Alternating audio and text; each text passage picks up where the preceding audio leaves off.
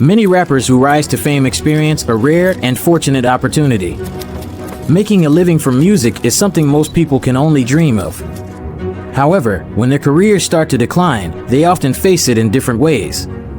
One particular approach is living in denial, desperately clinging to the fame and fortune they once enjoyed. Today, we're diving into rappers who struggle to accept that they've fallen off, starting with French Montana. French Montana was a prominent figure in the mid-2010s, known for his hit songs. However, by the end of the decade, he found himself accused of faking streams and desperately trying to hold onto his fame. He gained significant popularity with tracks like Pop That, Lockjaw, No Stylist, and, of course, his biggest hit, Unforgettable. One thing that was always noticeable about French Montana's biggest songs was the features. Fans weren't necessarily tuning in to hear French himself, they were more interested in the contributions from artists like Sway Lee and Drake. But it seems that French Montana didn't realize this until his numbers started to decline. His place in the hip-hop world was made clear when Diddy posted a picture on Instagram with Jay-Z, Nas, and Kendrick Lamar, but with French Montana photoshopped out. Diddy didn't just crop him out, he went to the trouble of photoshopping him out entirely, captioning the post with, "3 kings, 3 great friends, love you guys." In 2019, French's third studio album, Montana, sold just 25,000 copies in its first week, which was about half of what his previous album had sold. Around this time, he was also caught up in a fake streaming scandal. In December 2019, a Twitter user named Carl Main accused French Montana and his team of hacking into people's Spotify accounts to boost streams for his song Writing on the Wall. Screenshots from other users showed that their accounts were mysteriously playing the song, despite them never selecting it. The song was charting at 21 on Spotify, but was ranked 1,192 on Apple Music, clearly indicating something was off. Despite the controversy over faking streams, things only got worse for French Montana. In April 2020, he made one of the biggest blunders of his career by claiming that he had more hits than Kendrick Lamar. Specifically, he told Complex, "I mean, honestly, you could put somebody like Kendrick Lamar next to me on the same stage at a festival. I might outshine him. Not because I'm a better rapper or whatever it is, it's just that I got more hits." This statement sent the internet into a frenzy, with everyone from casual listeners to big names in the industry mocking him. Even Young Thug joined in on the fun. The consensus was clear, both statistically and musically, Kendrick Lamar was far superior. Kendrick has had 8 top 10 hits, while French Montana has only had 2, not an insignificant achievement, but nowhere near enough to justify claiming to have more hits than Kendrick. This marked the beginning of the end for French Montana's career. Following this, a humorous thread started when someone tweeted a meme from Squid Game, stating, "For the next game, you need to name 5 French Montana songs without features." French Montana himself responded to the tweet with a list of about 14 of his own songs, but the top reply was, "All you proved is that French Montana is the only person who can name 5 solo French Montana songs." After this, French had a bit of a breakdown on Twitter, repeatedly posting about how people were forgetting all the great albums he had given them.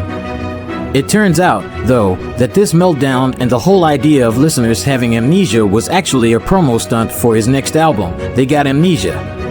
He dropped the lead single, Fumgab, right after the Twitter drama, making it clear that the whole thing was an attempt to generate buzz. A few months later, he released the album They Got Amnesia, which seemed to be named in response to the perception that people had forgotten about his previous success. But in reality, it appeared more like French was in denial about his place in the rap industry. Most recently, French Montana released multiple versions of his new album Mac and Cheese 5, likely in a bid to generate more streams or increase his chances of going viral on TikTok. He didn't just release Mac and Cheese 5 once, he released it over and over again, 6 times, in fact. And if those 6 versions weren't enough to grab your attention on streaming platforms, don't worry. French also released each of the album's 21 songs as singles to flood his and the featured artist's Spotify profiles. As if that wasn't enough, he also dropped a 126-track version of the album titled Mac and Cheese 5 Versions. One person tweeted, "This looks like a cry for help. Like, damn, you must really need some streams." It was honestly just sad and embarrassing for French. Even after all these desperate marketing tactics, Mac and Cheese 5 only sold 34,000 copies in its first week.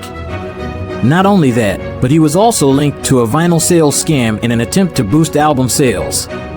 Before the album's release, French Montana had vinyl records available for pre-order at just $5. According to Billboard, for these sales to count toward the album's chart performance, the records had to be shipped by the release date. However, a Twitter user named Drow pointed out that many people who pre-ordered the vinyls received notifications that their orders had been delivered, but to random addresses. This led to suspicions that French's team had fabricated shipping confirmations to inflate the album's sales numbers.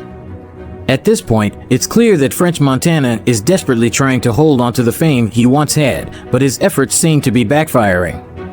It's hard to imagine anyone taking him seriously after everything that's happened in the past few years. But just because French Montana's career is floundering doesn't mean yours has to. Let's move on to Lil Pump. Lil Pump is a rapper who, during his peak, was essentially warned by J. Cole that he would eventually fall off, and when it happened, he refused to acknowledge it. Most of us are familiar with Lil Pump, but for those who aren't, he's one of the key figures behind the mumble rap phenomenon. Lil Pump started gaining traction in 2016 and blew up even more in 2017 with hits like D-Rose and Boss. His music is characterized by repetitive lyrics and minimal lyrical content, as exemplified by the chorus of D-Rose. In late 2017, he released the song Gucci Gang, which became a massive hit, peaking at number 3 on the Billboard Hot 100 and eventually going platinum. This success was followed by his debut self-titled album, featuring artists like Lil Yachty, Chief Keef, Gucci Mane, and more. Despite the fun nature of these songs, the lack of lyrical depth led many to believe that his success wouldn't last, including J. Cole. Following 2018, his releases saw diminishing returns. Fans, expecting something new, were disappointed by the same repetitive formula in every song and album. By the end of 2020, Lil Pump's career had reached the point J. Cole had predicted. He even made a controversial appearance at a Trump rally in 2020, despite previously criticizing Trump, an obvious bid for attention. In 2022, Lil Pump was interviewed by Bootleg Kev, who asked if he thought J. Cole's predictions had come true. Despite Kev's respectful approach, Pump's pride wouldn't allow him to admit that he had fallen off. His most recent album, Lil Pump 2, performed poorly, failing to chart and receiving harsh criticism for tracks like Pump Rock X Heavy Metal, which was an ill-fated attempt at rock music.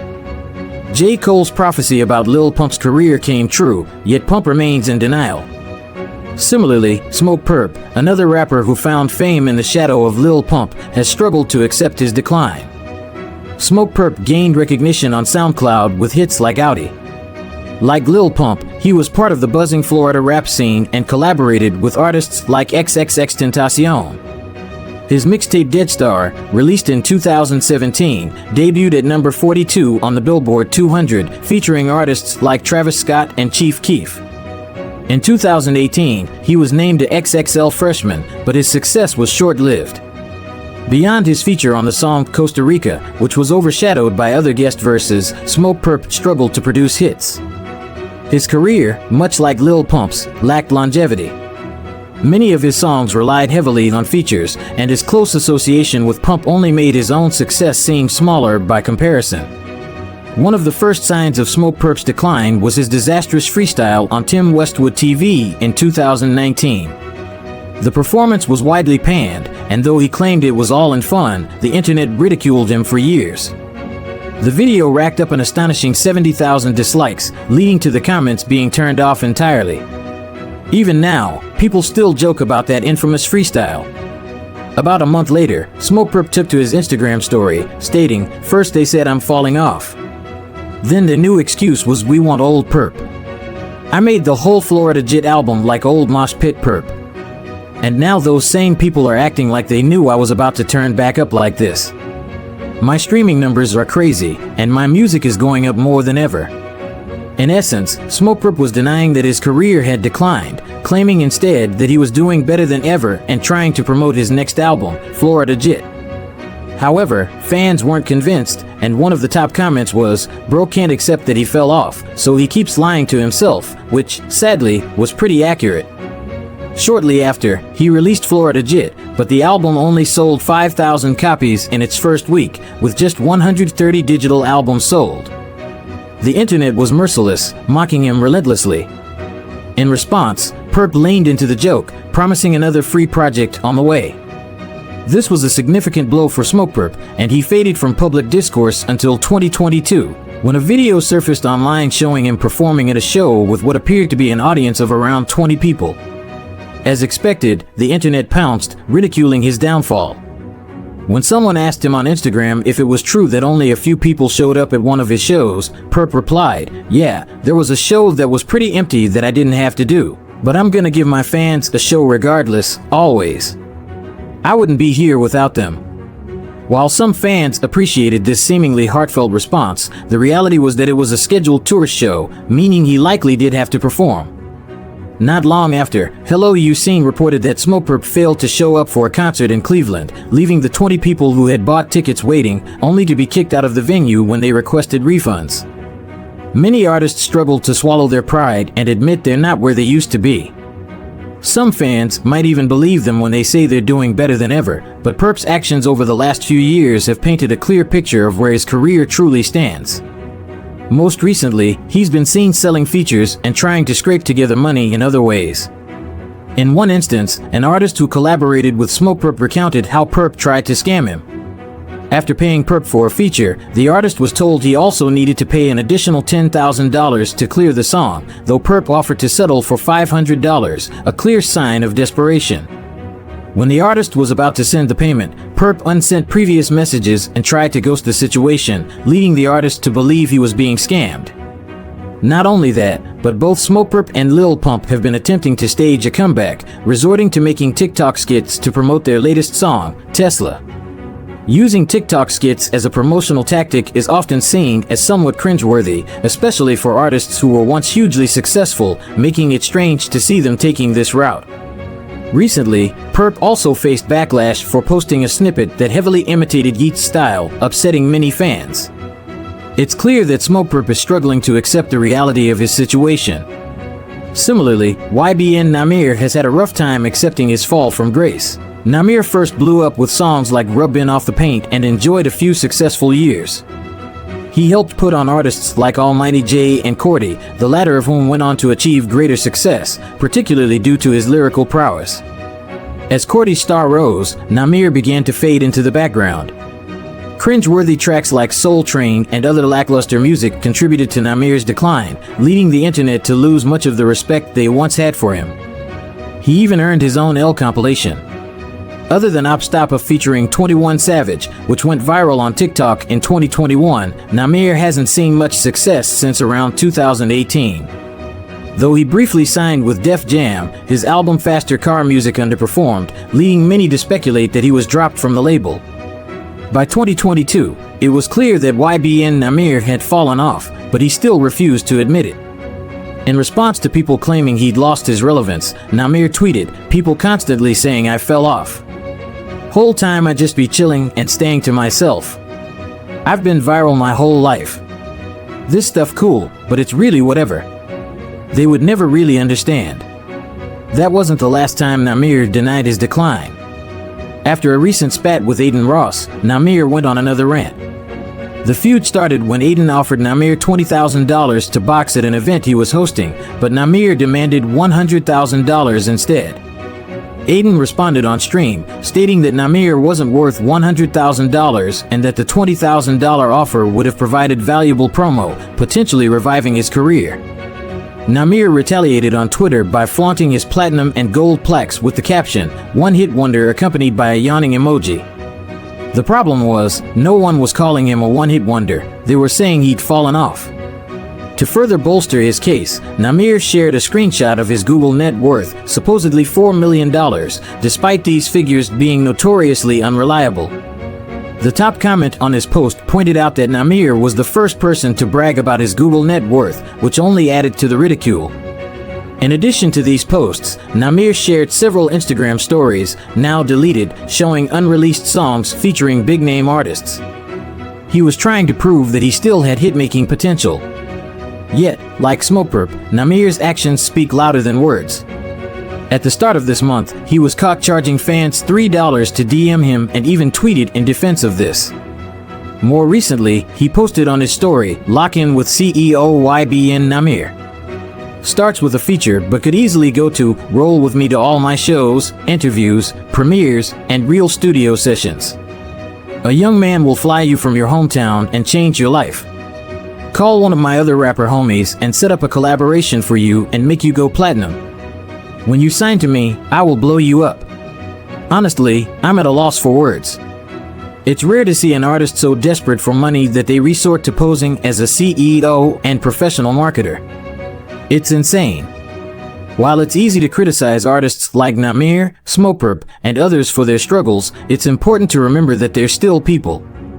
Imagine having the entire internet mock you for years, pointing out your failures and reminding you that your career is over.